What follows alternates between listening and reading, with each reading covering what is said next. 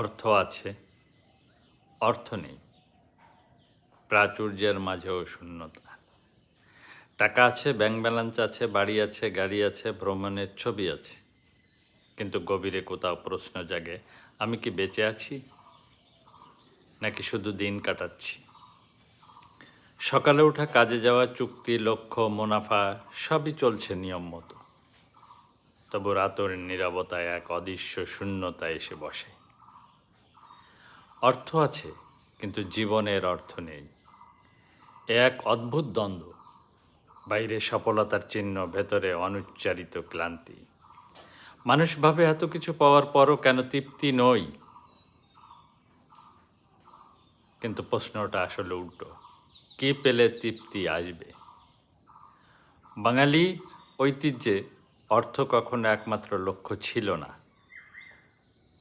এই মাটিতে কবিতা জন্মেছে, গান জন্মেছে, ভাবনার চর্চা হয়েছে, অর্থের সঙ্গে অর্থবোধের সম্পর্ক আলাদা করে দেখা হয়েছে। বাঙালিয়ানা দর্শন বলে অর্থ জীবনের উপকরণ, অর্থবোধ জীবনের প্রাণ। টাকা নিরাপত্তা দেয়, কিন্তু অর্থবোধ দেয় দিশা। টাকা স্বাচ্ছন্দ্য দেয়, কিন্তু অর্থবোধ দেয় উপস্থিতি। অনেকেই কাজ করতে করতে নিজের সত্তাকে ভুলে যায়, স্বপ্ন বদলে যায় হিসাবের খাতায়, সম্পর্ক বদলে যায় প্রয়োজনের ভাষায়। তারপর একদিন হঠাৎ মনে হয় সব আছে, তবু কিছু নেই।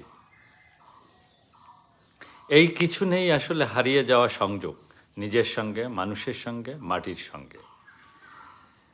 যখন কাজ শুধু আয়ের জন্য হয়, তখন বেঁচে থাকা যান্ত্রিক হয়, কিন্তু যখন কাজের মধ্যে অর্থ খুঁজে পাওয়া যায়, তখন দিন আর কেবল দিন থাকে না, তা হয়ে ওঠে অভিজ্ঞতা।